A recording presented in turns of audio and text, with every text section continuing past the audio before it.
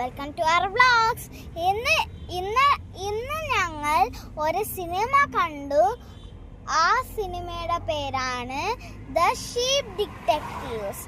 ആ സിനിമ കുട്ടികൾക്കും വലിയവർക്കും ഇഷ്ടപ്പെടും. അത് കണ്ടു നോക്കണേ, നല്ല രസമുണ്ടായിരിക്കും ഗായ്സ്.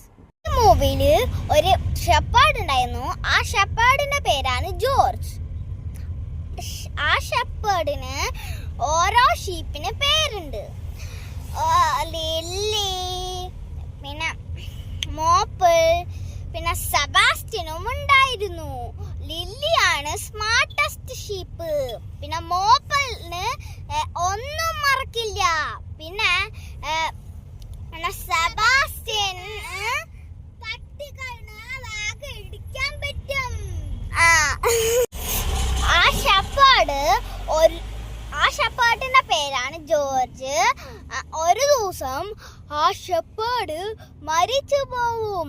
ആരാ കൊന്നെന്ന് കണ്ടുപിടിക്കണം ഗായ്സ്.